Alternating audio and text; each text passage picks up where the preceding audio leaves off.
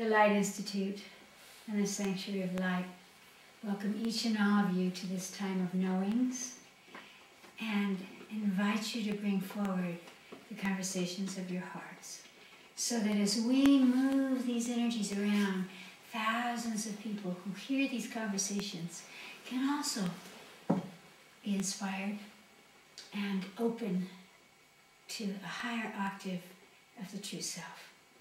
So it's very informal, just simply begin.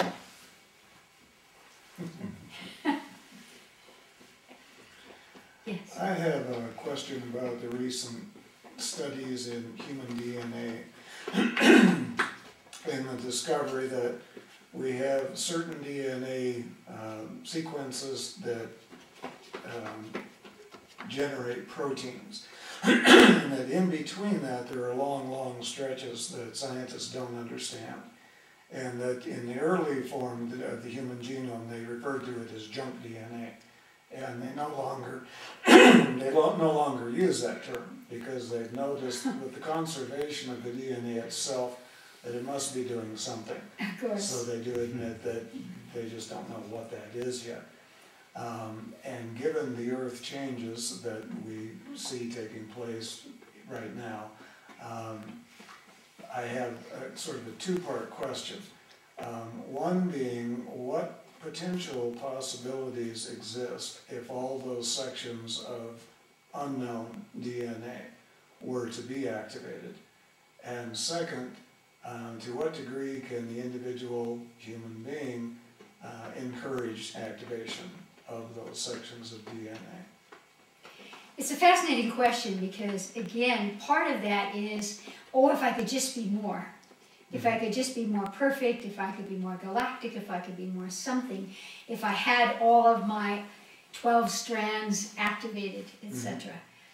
What we want to do is actually simply tune into our DNA and hold the vibration of our true selves and our true purpose. Again, as I've written in my books, some of us have a purpose that belongs to the stars. Some of us have a purpose that belongs to the earth.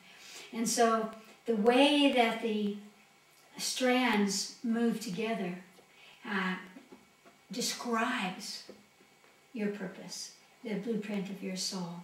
So it's never, you know, in the past we talked about, oh, all these strands that one day will be activated, how could we activate them? What we want to do is come to a place where we can actually open the threshold so that they can be activated. Now, of course, we're getting that little push because we're so breathless about 2012, which I find a little bit humorous, because the whole cosmos does not work on our number system, our date and time. But we can use that. We can use that to say, I've always known I was coming to something. I've always known I was preparing for something. And so how do I prepare for that? I activate all that I have within me. And as you see it or feel it as a hologram, whatever of those strands need to be activated or come into synergistic alignment, that will occur. Because though the mind is powerful, if the consciousness is not ready, the mind can say whatever it wants. Witness the emotional body, the emotional mind. And so what we want to do is to simply hold it as a hologram and not think of it as parts. What is this part in here that we don't know what it is? Some part of you knows what it is.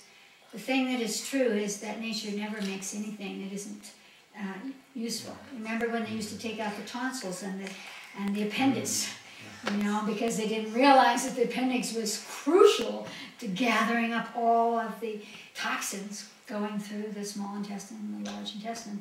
Very, very important organ, and most of us don't have them anymore because we didn't know what they did. Same is true for these strands.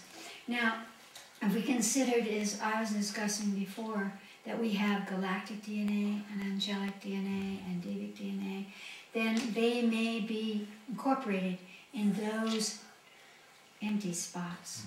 You know, that, and the other part of that is it may seem empty to us because it might not be functioning in a biochemical way, It might be, as the genes are, it might be functioning in electrical fluidity kind of vibration. And so, or it may be more connected to the light body than the physiological body. Or it may be referencing those strands, galactic strands or devic strands. And so if we want to be able to use those so that we can come to the ending and the beginning of 2012 with all of our faculties, all we have to do is hold all of our faculties, you know. I was meditating, as I always do before knowings today, and there's a word that was given, Mahatma, and so I was saying, where is my Mahatma at this moment? And I saw it in the brain. I saw a very interesting configuration in the brain. Simply by focusing on that configuration, I know that I activated the Mahatma, which simply means great soul. You know? So that's what you want to do. You want to hold yourself as a great soul. You want to hold yourself as the one who comes with solutions, who was born to participate, not to hide, not to survive, but to participate. And so as you do that, you'll begin to feel the integrity of your genetic encoding. Remember that genes, heredity, genes are simply liquid combinations, pairings, you know, so they change. They're changing all the time, so that strand, those long elongations, may be linked to some other frequency or current that needs to occur before they can be activated. But we are never here without the faculties we need, never. You know, we've seen that again and again in wartime. We've seen that in 1,000 different ways. That at the moment that we need the genius, that we need the superhuman capacities, they appear for us. Because that is the destiny and the truth of all humans. And so what you want to do is to never think of it as there's this space and they can't get to it, but rather filling it in by amplifying your genetic encoding, by looking at what does your spiritual DNA look like, for example.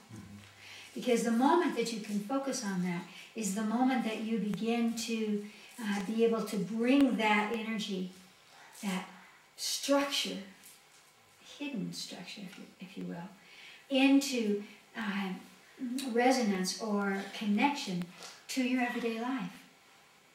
And so science has no pictures of spiritual DNA, but of course it exists because it's connected to the soul. So let's just play a little game. Close your eyes, take a deep breath into your body, and ask your higher self to show you an image of your spiritual DNA. We all know what the physical DNA looks like, that undulating, pulsing, figure 8 kind of composition. So just ask for yourself at this moment, and what does my spiritual DNA look like?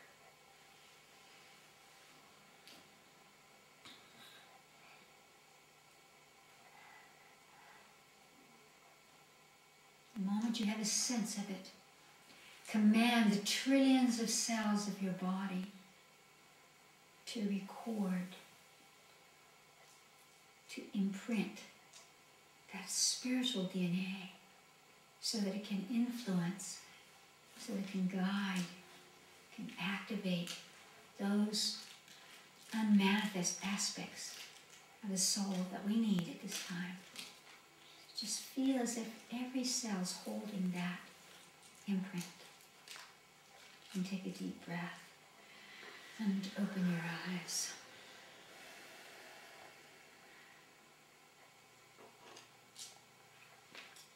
So just, what did you get? I saw a large golden sort of encapsulation around the body. Yes. And contained within that is a crystal lattice work of, it looks like a lightning bolts actually, made out of crystal. And they attach up and down the spine, into the brain, into the prefrontal cortex, pretty much everywhere. But they are activating and energizing the body basically through the matrix of the spinal cord, the brain, and the prefrontal cortex, and then that, of course, in turn activates the rest of the cells in the body. Fantastic. So again, if you're sitting in that, with all that matrix, with all of that interconnection, then you can really allow the mind to focus and be still and know that it's all there. It's all there. There is nothing missing. And of course it is activated, as you just saw. Thank you. Thank you. What else? I wanted to ask. It's about getting through hard times and not taking medication, and just a reminder of like things we can do for our brain, I guess, to not get like wanting to disappear from this planet. Mm-hmm. Mm-hmm. Kind of. There are so many ways to do that, and I think it's very important to know that you are the medication of your brain, that the brain belongs to you, and you can influence the biochemistry of the brain. We've talked about that before in terms of what we eat. I love to suggest blue-green algae or chlorella or any of the algae because they nourish the brain. Sometimes the brain just needs liquid because it's 80%, 90% water. So for example, if you're feeling off your center, if you just took a glass of water and put your hand over it and imagine that you're energizing that water with peace, with happiness, with security, with courage, and you just imagine as you're putting all of that in the water and you drank it down, you would be feeding your brain the energies that would calm you. Spinning is a great way to shut off the, oh, how will I ever make it? I can't stand it, I can't stand it. It's like screaming. It's much better than screaming. Just open your arms and spin around to the right. Grab that little guy and spin around as fast as you both can until he's flying. You know, if you do that in 1 minute, everything will shift because you will spin the blood and you will spin the lobes of the brain and it'll bring you into sync, just like children have those two lobes pulsing together, and yours will too, and that will allow you to open up. And it's very important when we're mothers, when we have so many things going on, to realize that we can meditate in the midst of it. And so I like to do this little programming. I am meditating. Yeah, I am meditating. So it doesn't matter what mundane thing you're dealing with, what messes you're cleaning up. You could have the cosmic giggle and realize that as I clean this up, I create space of beauty. I create space of peace. And that's why I had 6 children to learn that one. And it's a very, very valuable lesson that you can be doing anything and yet nothing outside you really keeps you from the point of center except you, except for focusing on that which is irrelevant and is going to go by the wayside anyway, you know, one way or another. There's a wonderful thing that we do when we're giving cranials here. It's called washing the brain, and I would recommend that, and I'll show you how to do it. What we'll do is use the palms of our hands, everybody. Put your fingers on the top of your head, and then just come down so you feel that where it turns the corner, where you have kind of a square at the top of your head. Feel that? So what you're going to do is you're going to put the middle of your palms right on that square, on that little ridge there, so that you're connecting to the parietal lobes of the brain. And then, very lightly, you're going to imagine that you're pushing so slightly on your left side to your right hand. Just take a deep breath and push from the left side to the right, and imagine that there's a little swelling or a little pressure that suddenly comes into the right palm. What you're doing is you're swashing your brain, and it helps to clean it. And then when you feel a little something in your right hand, just take a deep breath again, and gently, gently, with the slightest pressure, and insinuate the push. Swash back to the left side. And we'll do it once more. You usually only want to do it once, maybe twice, just so that you can see which side can you feel it the most. So everybody breathe deeply. And now imagine that you're just slightly pushing your left lobe into your right lobe, to the right side of your head. And feel how much you can feel that. Fill up the right side, or pressure, or anything. And then breathe again. And push the right side gently to the left side. And then just relax. Relax. And open your eyes. Salute. So that's a wonderful, and you may notice that after doing that, everything looks a little brighter. You know, does it look a little brighter to you? You really are clearing the fluids in your brain when you do that. So again, it's really saying, here's for you, body. Here's for you, body. I need to eat something, I need to drink something, I need to do something, and this is for you. Because, you know, the terrible truth is you don't get out until you're ready to get out anyway. So, you're not going to go anywhere. You're not going anywhere. So you might as well practice the discipline of finding what's abundant in your life, what's beautiful in your life, what is peaceful in your life. And sometimes the answer to those questions are the most minute things, you know. Where is my life abundant at this moment? You know, it might be the wind outside. It might be a color that you have in your house that you really love, or something that you made, or a smile from your child. 1,000 things bring us abundance. And the more that we're willing to see those, and here is the little cosmic trick. If you can see abundance in something like that, when you focus on abundance in that way, since it's all just energy, without thinking about it, without trying, suddenly that kind of abundance can become a different kind of abundance. Could become the abundance of money, or the abundance of health, or the abundance of love. It's just an energy. And so it's wherever we put our attention that makes the difference. So the bottom line is, you are your medicine. And how gracefully do you give it to yourself? Or do you say, oh, I can't because. And that's just a matter of choice. You can immediately stop and say, what am I abundant in right now? What do I want right now? What makes me happy right now? Because there's always something that makes you happy. It's just that the happiness is so quick, it's so fast, that we forget about it. And we remember I tried to do this, and the other guy did the other thing, and life was miserable because those things we fester and we eat upon, rather than the flicker of, ooh, that's good, that's good.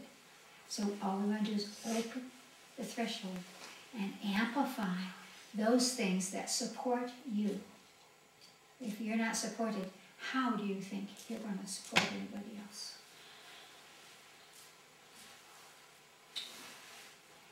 What else?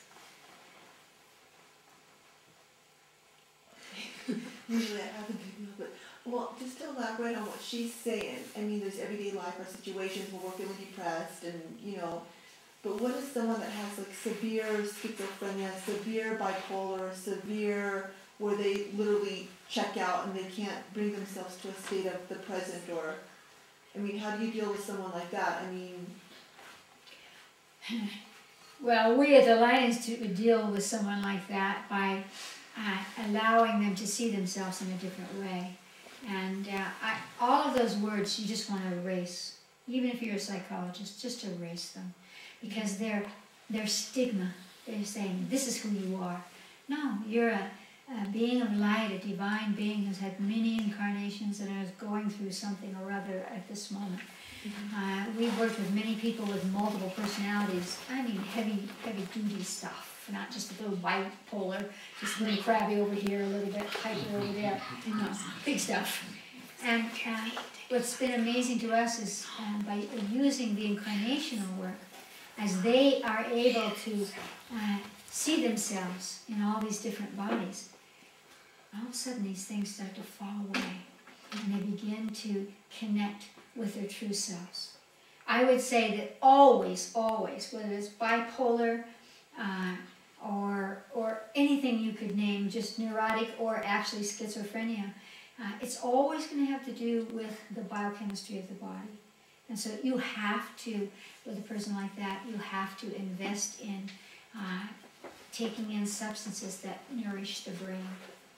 For example, when you're depressed, all the antidepressants, from my perspective, are really the last option, because they have such dire consequences and they're so difficult to get off. And if you know people who have deep depression or who are on medication with antidepressants, we have a wonderful tape by a researcher from the Light Institute that you could get.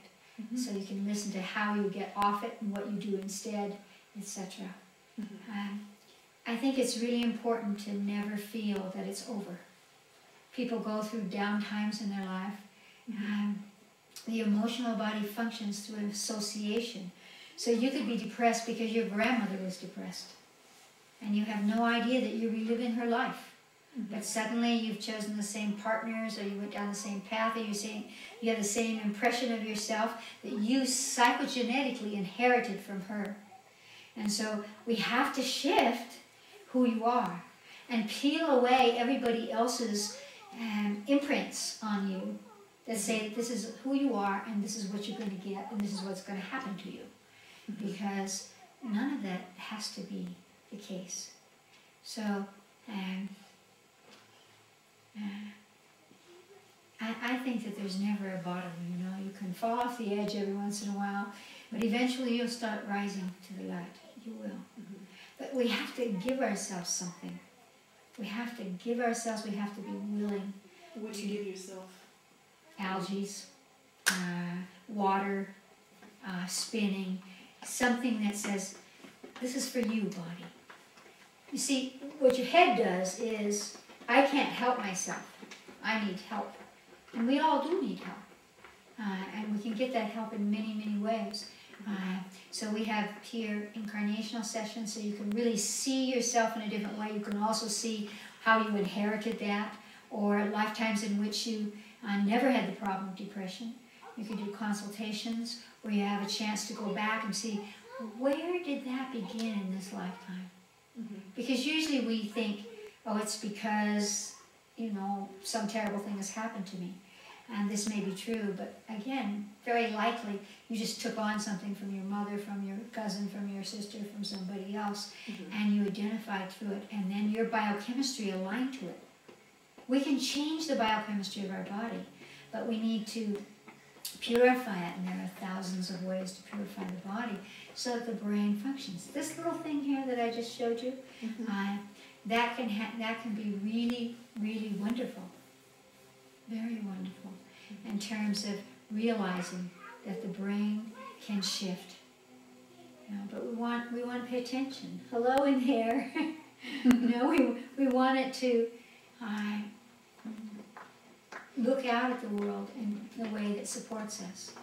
What happens when we get depressed or paranoid or any of those things is that the brain isn't being fed. So in its anxiety, in its lack of oxygen, and that's another very good one.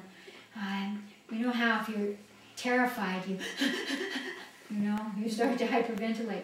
Well, you can use breath to nourish your brain, to get oxygen into your brain so the brain will calm down. That's why meditation is so important. Spinning, calms you down. It will center you down so that your brain can actually expand, contract, you can breathe. And then you begin to have illumination. You begin to see the solution. And by connecting to our higher self the way we were doing just a little while ago in our meditation, every night when you go to bed, ask your higher self to touch your body so that you begin to instill the imprint that you have guidance, that you have wisdom, that you're always going to find a way out. Sometimes, for example, when you lay down in bed, if you've been depressed, you could simply say, what frequency of light, what color do I need to feel happy? Or to dissolve this fear, or this anxiety, or this depression. And by bringing frequencies of light, because the body is made of light, these are physiological scientific facts. So when you breathe the light, whatever color that is, into your body, the body's going to start lifting. And then you sleep, and you sleep better, and you dream away all of the fears that you have, and you wake up more positively in the morning. But you really want to come to a place where you can say, I can do it. Nobody ever teaches us, not in school, not in our cultures, not in our religions, that we can do we're it. usually in our head. Yes, we're usually in our head.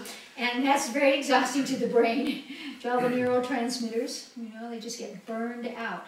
That's why I talk about algae, because the algae come directly across the blood-brain barrier, just as does alcohol, and feeds the neurotransmitters. So that they begin to expand, they begin to flow evenly through all the sections of the brain, to the parts of the brain that have to do with our emotions, or our envisioning, or our peace, or any of those kinds of things. So we can shift that. If you took 3 of those points and just started practicing them, you would feel a great, great difference. So thank you. There's so many people today who are anxious, who feel that they can't make it, that are watching their lives crumble. Yeah. There's just so many. And what's important to realize is that everyone on this planet is not here being punished. They're here because they're participating. They're participating because they are old souls. Sometimes we feel that, we don't deserve to have anything, so we manifest that. And that's why it's so important to meditate, to laugh, to see beauty, to be in nature, so that we can recognize that there's a part of us that belongs to all of this. Even someone starving in Africa, they are great souls who are allowing us to have the conversation. Are we starving emotionally? Are we starving spiritually? Are we not sharing? What is the conversation? Because we are, every soul on this planet, a family of souls. And we are dancing back and forth. So the people that you want to blame, the people who have wronged you, these are soul friends who are saying, okay, what are you going to do with that? They're inviting you to take that next step up and free yourself from it. So life is a challenge, but it's a good one. What else? What you were saying about imprinting really speaks to me, and I'm curious about like familial or genetic imprinting. Yes. Do different imprints have a tendency to show up at different times in our lives? Yes. And what reason is there for that, and how do we just transmute those imprints? Well, of course, the most powerful thing in all of life is consciousness. And that's why we do the incarnational work here. Because when you have an opportunity to become aware, conscious, not just in your mind, but conscious, holographically conscious of something, then you really have the power to wield it instead of it wielding you. So we do have passages in our lives when certain things become important to us, or we live within the strata of certain realities, that bring up themes for us that we may have inherited. So as a child, you may have seen your father, what I call masculine menopause. at about 42, 44, men go through masculine menopause. They're just coming through their Uranus cycle, which is get rid of the old and start the new. So they get rid of their partners, they get rid of their jobs, they go through a lot of changes. And this has nothing to do with culture, really. It happens all over the world, as far as I've been able to observe living in different cultures. Suddenly, at 42, you might start feeling disappointed in yourself, or you might start having stomach troubles, or you might start having a number of events that relate to things that you have psychogenetically inherited from your father, from your uncle, from your great-great-grandfather. And they come into view because you're at that stage. So the emotional body functions through association. You might be wandering along perfectly happy in your life, and suddenly someone talks about someone else in your family, how they were this way or that way, and up comes that theme for you. You might be resisting the theme, or you might be identifying to the theme. But the important thing is, it's not really yours. It's not really yours. So I think one of the most important things I ever put in several of my books was, whenever you're depressed, whenever you're angry, whenever you feel anything, maybe it's, I'm going to get my way or else, stop and ask, is this mine? And even if it's, again, a stomach ache, whether it's physical, emotional, spiritual, or mental, is this mine? And just relax a moment and hear the answer. Because a great portion of the time, the answer will be no. And that's the point where you have the power to choose. Well, if it's not mine, then who does it belong to? Maybe you can pick up who it belongs to, or just feel over there someplace. And then what color do they need from me to be released? And extend that color out. So as you extend the color, you're using the power of energy. And that's what shifts you from that theme. So that we don't have to, it's not their fault, of course.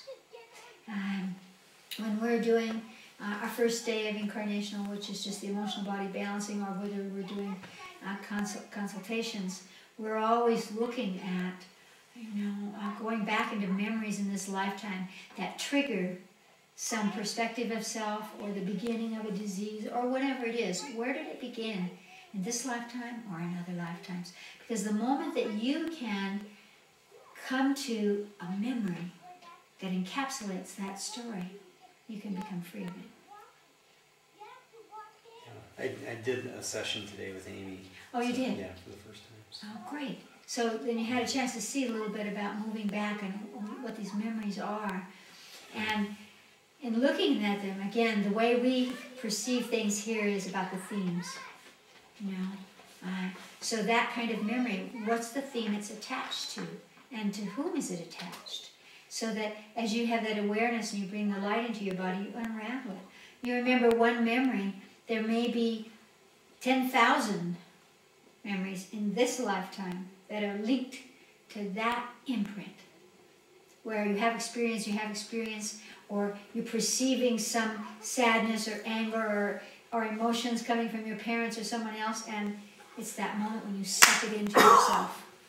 And that's when it becomes imprinted in you. And yeah, usually very interesting. Yes, it's fascinating. What's fascinating is how we change once we are able to grasp that, and to release it so that we don't repeat. I think probably all of you, as much as we love our parents, being the mother of 6 myself, would not like to really relive their lives. Even if they were successful, even if they were loving, even if they were wonderful, we are not they. We want to be the next generation of possibility, untethered. We come in with contracts and vows with our parents. That's why I feel it's so important to clear our parents, to look at the lifetimes we've had, to see why did you choose your parents?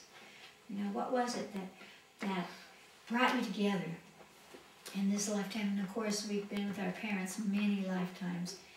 They might have been our children or our lovers. They're always our lovers. Our enemies, our teachers, whatever, our friends. And so we want to be able to unwind ourselves so that we actually do have the courage and open ourselves to all the potential that's waiting for us to go on with whatever the mark is that you're going to place upon this sand of time here, third dimension. Yeah, it's very helpful. I mean, I've just had an experience where about 10 years ago in my life, I started to have experiences with people professionally, and it coincided with a move, so they were new associations. Yes. But that I've never had in my life. Negative.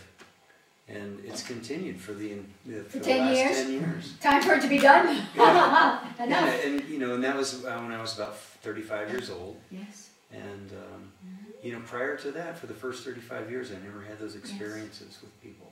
Well, it's an interesting thing that I find.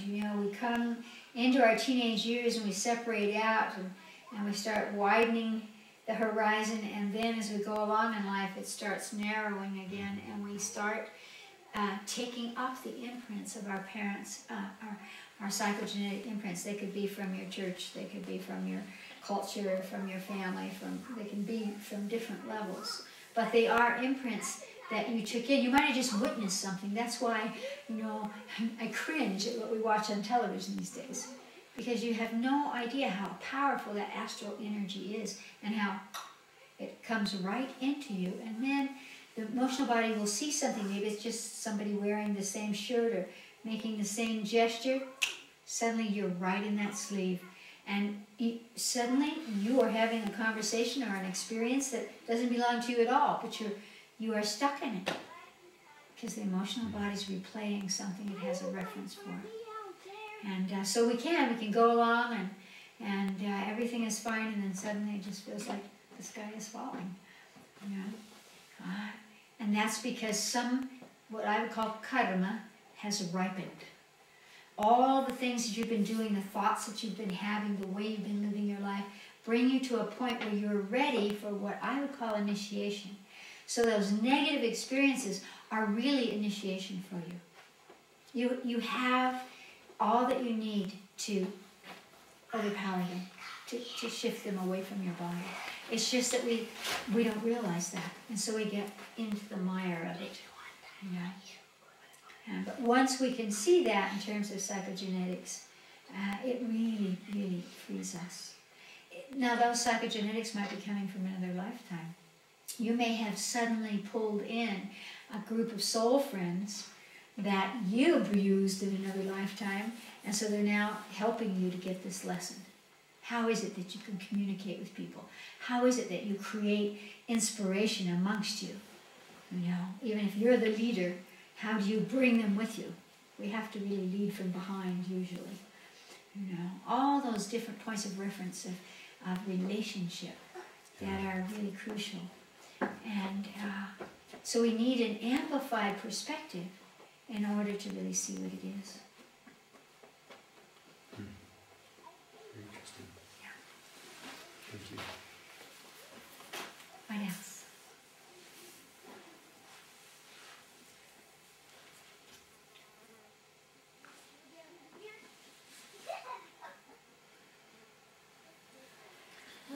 I wondered with the technique that we just practiced with the brain, how many times a day would that be appropriate to act with that, or you just kind of check with the body and see what it's needing? I would always check with the body, and you certainly wouldn't want to do it every 10 minutes or something, because you're really sloshing, and you might get your pulses, your brain pulses out of whack and cause some irritation, which could be difficult for you. But I would say, first thing is to ask your brain, when would it like it? Would it like it before it goes to bed? Would it like it in the middle of the day? Would it like it in the morning? Each time, would you like it now? Do you want it today? Do it once and then see if it wants it anymore. It's a very strong and subtle technique. You might not have felt anything, it doesn't mean it's not happening. Well, I actually did, which is why Would you want to I describe thought, it? gee, I'd like to do that a lot more. And then then you cautioned against doing it, too much or too abruptly, too heavily. Yes. It just brightened Yes. the brain. Yes. It's sort of like clearing a fog. Absolutely. And then, of course, if you can get 1 degree of clarity, More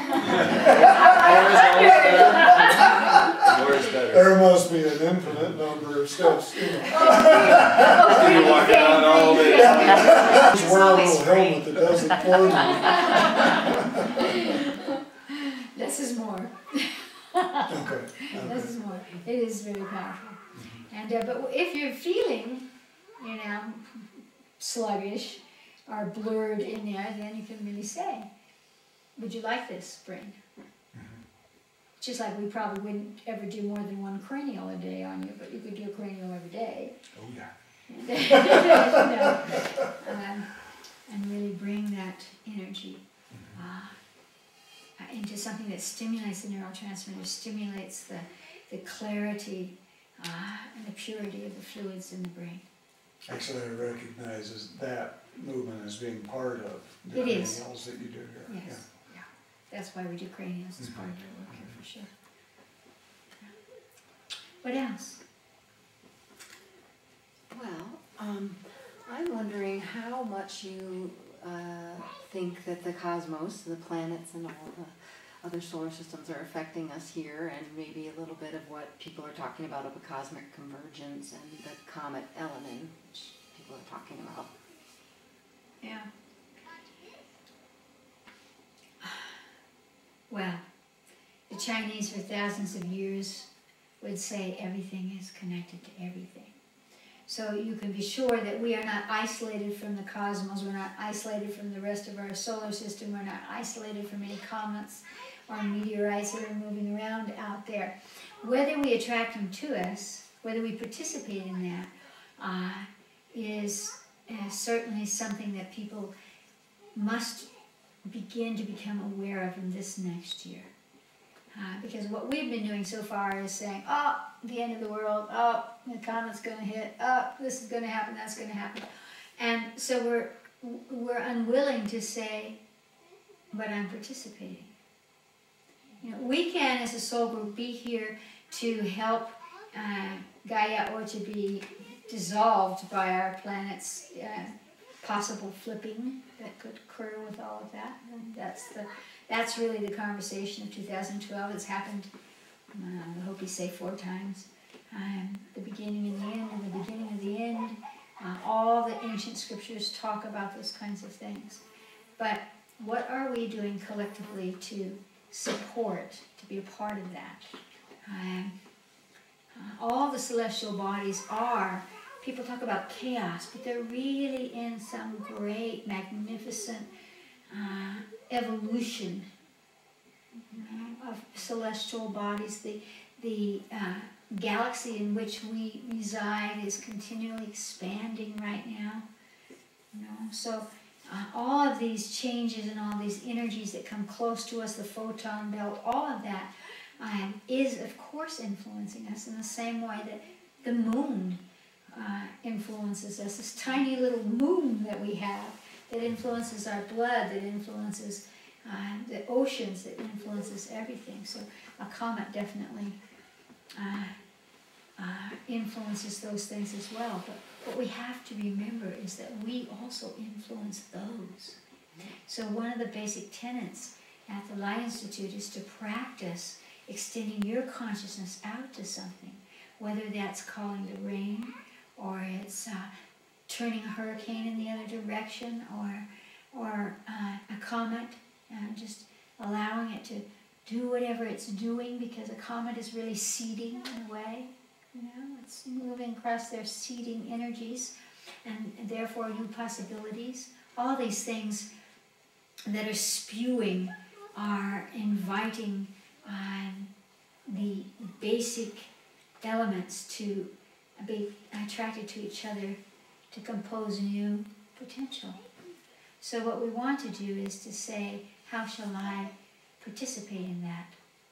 You know, it's really incredible to connect with a comet or anything else, and to see that if you're made of carbon atoms, so is the comet.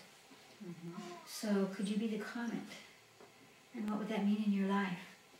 What is that energy? Is it about I'm going to be overwhelmed by something, or something's going to destroy me, or is it I'm seeding? You know, and a comet with its great tail. You know, how does that describe your life? Yeah. I was marooned. Well, it was before I was marooned on an island by myself once. When Haley's comet, I was in a leaking boat sinking. And I was there in the darkness of the night with just this Haley's comet.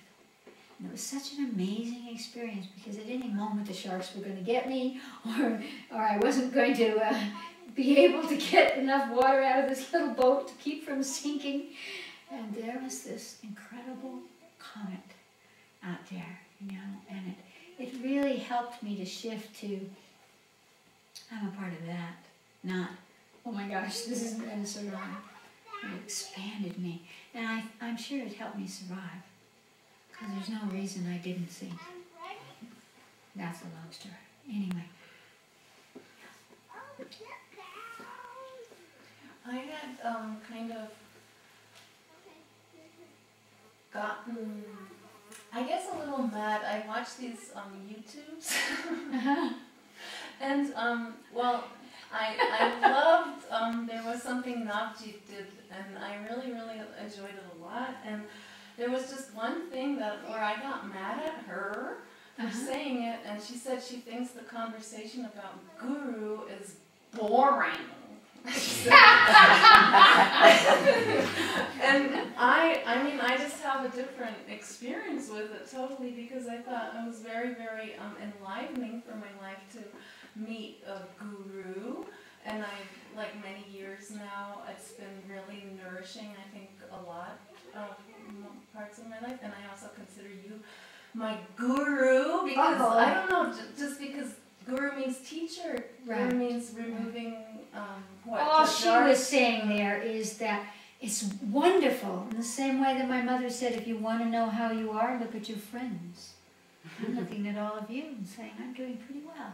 You know? So all it means, all she was talking about is to place your life in the hands of a guru. Yeah, first of all, it creates karma for the guru, you know, and that we have to come beyond that. And that's what we were just talking about, that you are your own medicine, you know. And so when you see someone who's enlightened, or someone who is accessing that kind of peace, or that kind of expanded consciousness, of course it's wonderful to be in that environment, you know. But when you lose yourself to that, that's where the problems begin, and that's what she's saying. Everyone is our teacher. Everyone is our teacher. What she's saying is that if you hold yourself as unenlightened, then you will not, the moments when you could have that great aha will slip by and you'll never notice them. You have to be able to, as we were talking about earlier, to be able to look at the self and say, well done, well done. Yes, that's it. We have to be able to see it within ourselves. So we look at it outside, and then we see it inside ourselves. Imagine the potential of thousands and thousands and thousands of incarnations of the soul. I promise you, you have been enlightened in other lifetimes. And so you also are the guru. You are the guru to your child, to your children. You are the guru to your friends.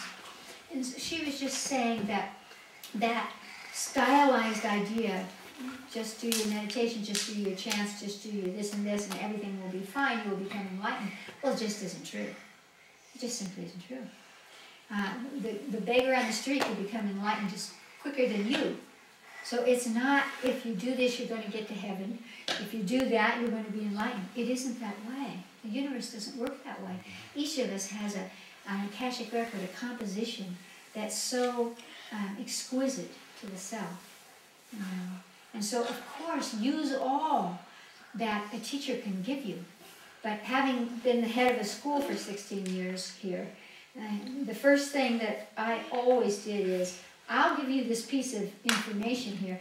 Now you make something new out of it. You do something with it. Show me your aha. What does it mean to you? Because if it doesn't mean anything to you, forget it. Why am I here? You know? So we want it to be that way. I am honored to be your teacher, but I also must tell you that you are a teacher as well. And when you embrace that, you will be more happy and less fried, because again, you could meditate. We work with meditation teachers and yoga teachers and people of all kinds who are unhappy.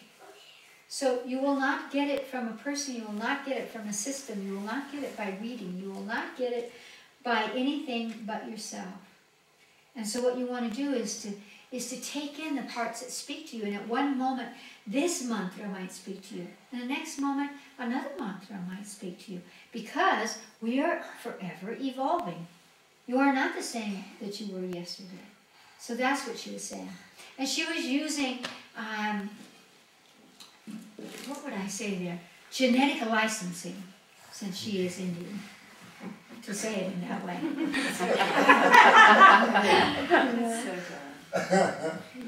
Well, I guess maybe I misunderstood it a little bit. I guess I think it's just really, really nice to have the possibility to meet people that Absolutely. like have somehow something special, like Yes.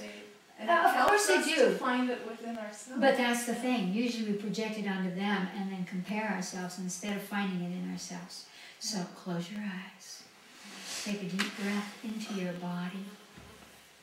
And now ask your higher self to show you a person who has some quality. It could be a guru, it could be a friend, it could be someone you've seen someplace who has a quality that you really admire. Maybe it's their laughter, maybe it's their peacefulness, maybe it's their intelligence, maybe it's their soul energy. So just bring into your mind's eye someone, whoever it is. And allow yourself to perceive that quality that they hold, that inspires you, that uplifts you.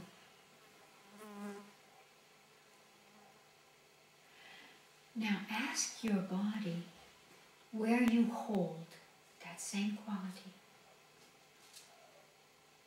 Might be in a part of your body, might be in an organ, maybe in a chakra. Where is that same quality in you?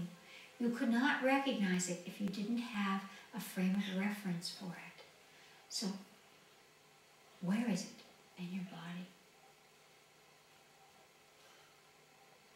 Bring your consciousness into that place in your body. Just breathe deeply. Feel as if you're pricking it open so that energy could be free and it could flow through you. So that you can straighten your back and straighten your head and feel yourself carrying that quality with dignity and truth. Now take a deep breath and radiate that energy, that message out from your body through your auric field. I have this quality. Let me show it. Express it. You might want to extend that quality to people you know or across the planet, but radiate it out, extend it out from you. And take a deep breath and open your body, open your eyes, and open your consciousness.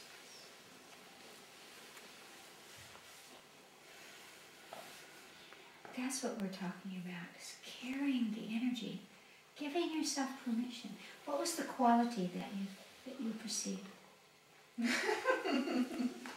was a little distracted here, but at the end I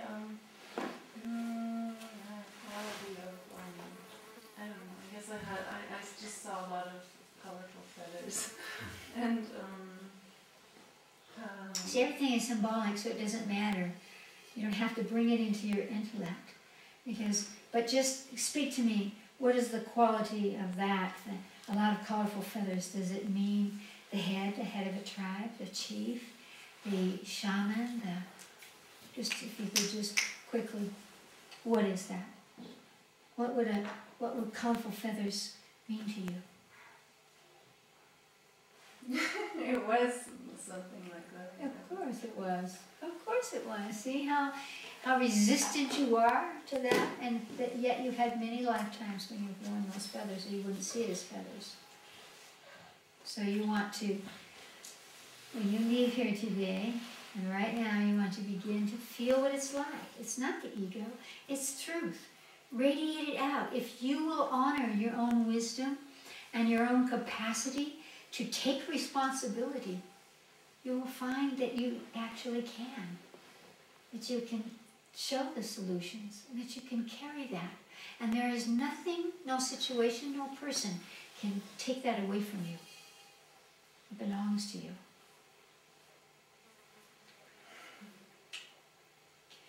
What else?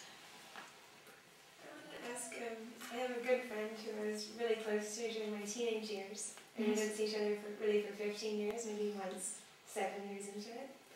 And we both had completely different lives. I feel very fortunate that I had a lot of opportunities for growth and learning from different experiences that I had. And then we came back together and we were so different. And she was so down on herself and her life and feeling so like a failure. And I'm kind of the opposite, and I just feel happy. I mean, I'm just joyful.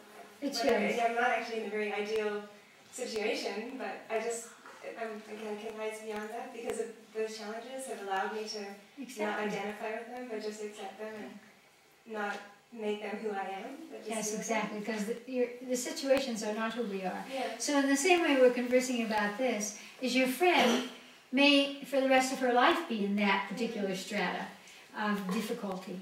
And so what you want to do is to not see her through her beating herself up, but as I know you do, but uphold her, and not only with your words, but with your presence. And, and even if she's 5 states away, you can hold her in your mind's eye. What color do you need from me? To remember yourself, and draw that color from the cosmos down into your solar plexus and radiate it to her, and then let it go. And then let it go. Because it's also true that there are people that come and go in our lives, and we often feel as if we're supposed to hold those memories. Oh, let's go back. When actually we need to go not just on, but around in the spiral of evolution.